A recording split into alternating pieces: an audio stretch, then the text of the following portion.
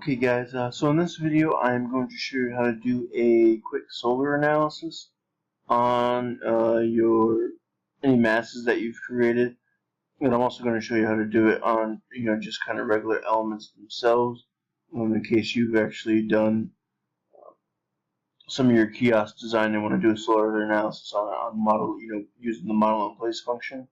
And obviously, later on in the semester, it's the same way that you would do it with, if you're doing it with faces. But doing it with a mass is the easiest way to do it because there's a lot less buttons that you have to click. If you don't have the energy analysis, which if you go to the Analyze tab, there's this palette that says Insight 360.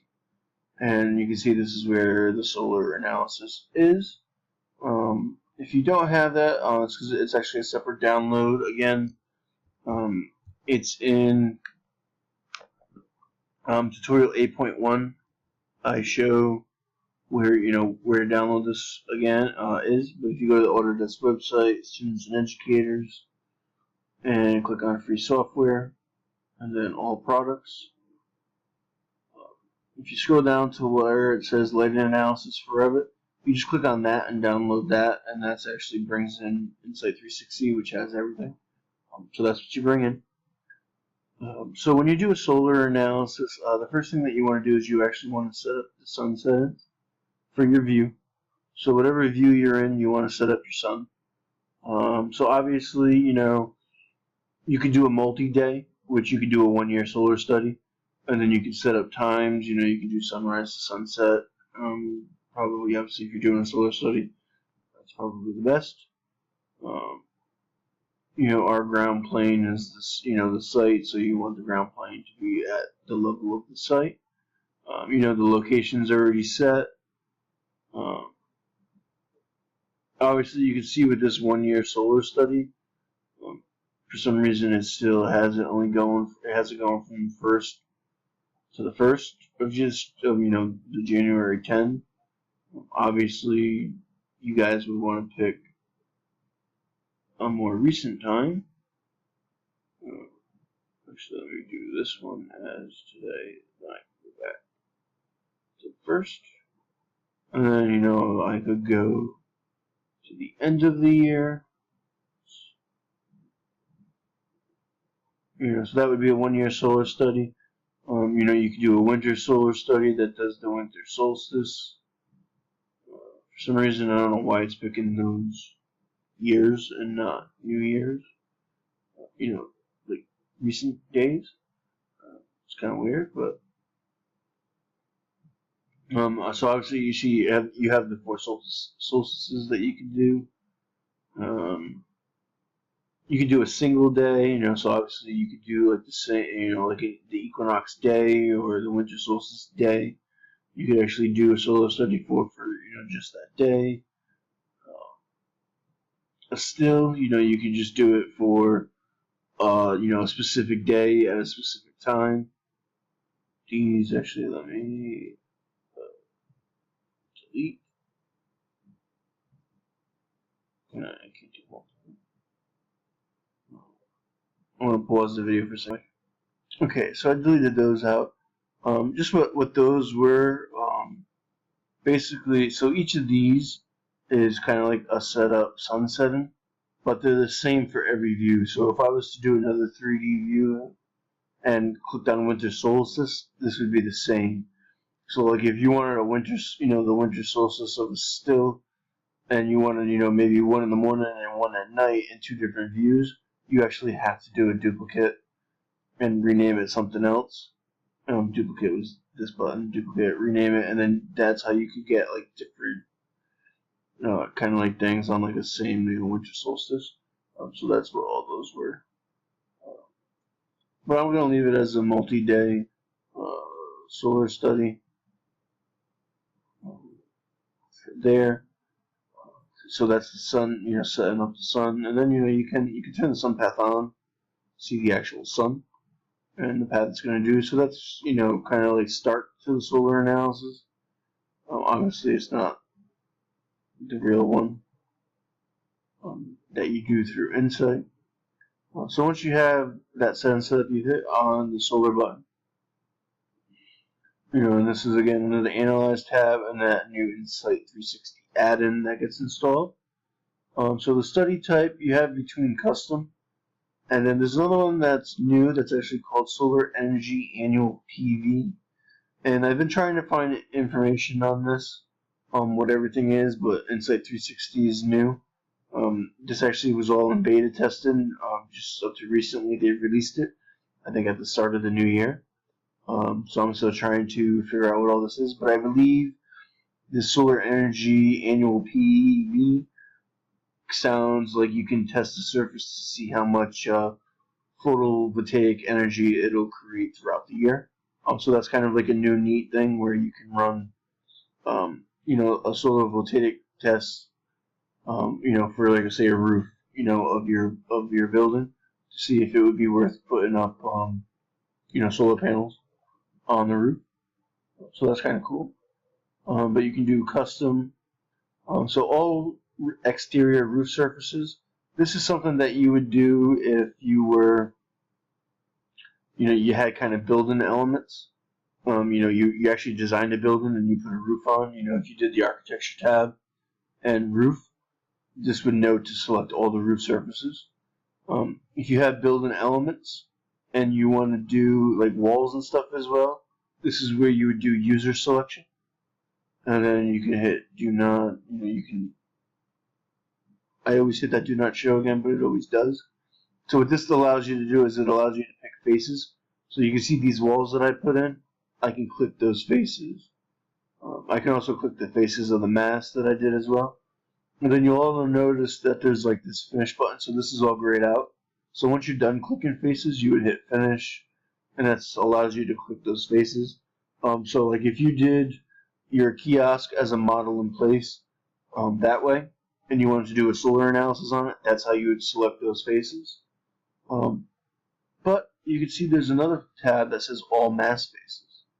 So if I have that selected, anything that's a mass, so this cube right here, that's what the solar analysis will run the analysis on.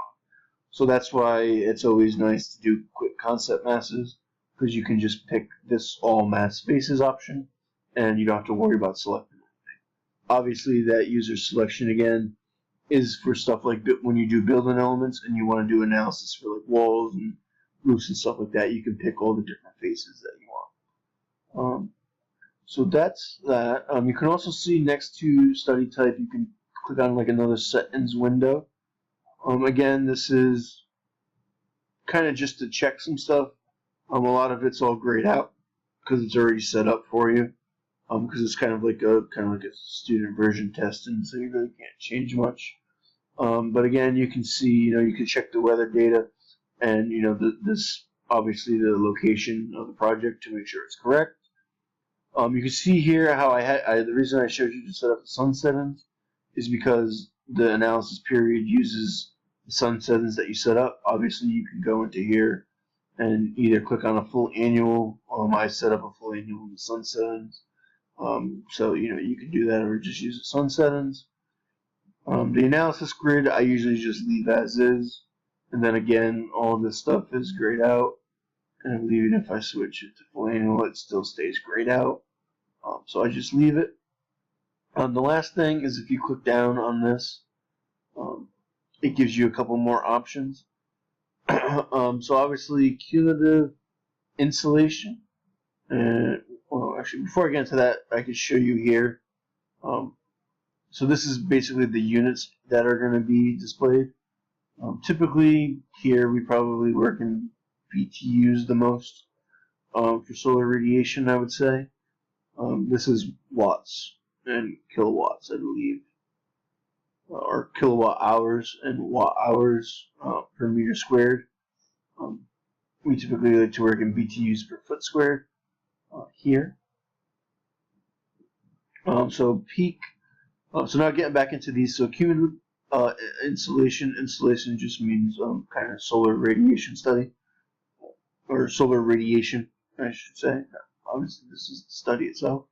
But what a cumulative type will do is obviously, if you're doing a full year study, which I had set up in my sun settings, it would take, the solar radiation for every hour of every day and add everything up. So that's where you would get a really big number.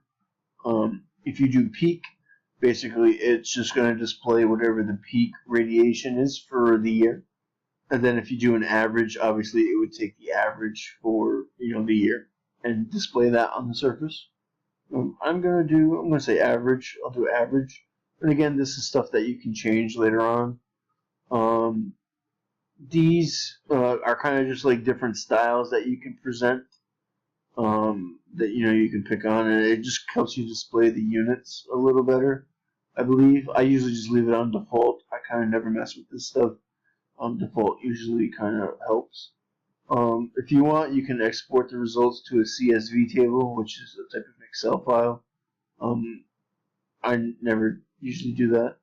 The one thing you can do is if you do where it says style, if you click on this little kind of dotted button next to it, it brings you into this, and this is kind of helps you kind of start to edit some stuff. So if you click on default and go to color, you can see that the colors aren't typically what we use to display the solar radiation. I think there's one. Yeah, I think it's this. So you can see this blue for obviously cool, and the yellow for hot, and then the red for kind of in between is the typical one. So if you go back to the default and just do, the blue, the red, and the yellow, it kind of gives you that default look that we kind of like to see. Settings, and this kind of helps with the legend, and I'll get into that once the legend actually appears after I run the analysis. So once you have those settings set up, you can hit update. And again, you can see here I'm signed into Autodesk through here. If you're not signed in, it'll ask you to sign in, and once you sign in, then you're good to go. So you can see here, so this is the solar analysis that was run. Sometimes the legend kind of gets out of view. Sometimes you got to pull it back in. So you can see, so this is the solar analysis. Again, yellow is the hot, which makes sense. If you look at this, this is the south side. South is one of the hottest. The roof is, again, hot as well. And then if you rotate around the building, if you click on this, you rotate, you can see that the north side is cool.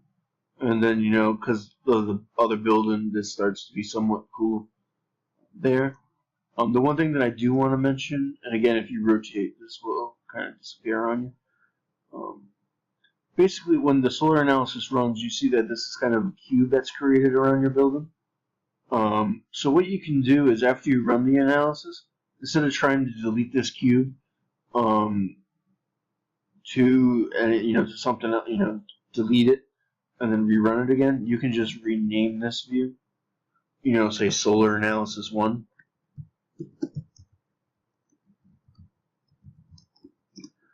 And then if you click on this view, it brings it to default, but I don't want to do that right yet. I'll show that in a second. But you see, once you run this, you can actually switch this in between the cumulative. Usually it updates, so sometimes it doesn't. I think I'll have to rerun it again to update. Sometimes it updates if you don't click out, but I've already clicked out, so it doesn't update. But you can see if I click on this and go to Edit Style, it brings me back to that tab. And if I go to the legend, I can uncheck stuff like the description, which will be that long written that was kind of annoying. I can change the text heights. I can show units or unshow units if I want. I can even just make the legend disappear if I don't want to see it. Obviously, it's nice to see some kind of legend because you want to see the units. So that's what you can kind of do with that. I have to update it since I changed that stuff. So you can see this is what cumulative. Now if I switch. So see, if I don't click anywhere, I can switch between the three. But once I click and start to move around, I can no longer, well, now it's letting me go back. Once I think I switch views, it won't let me. I'm actually going to stop the video here and then continue on in another video.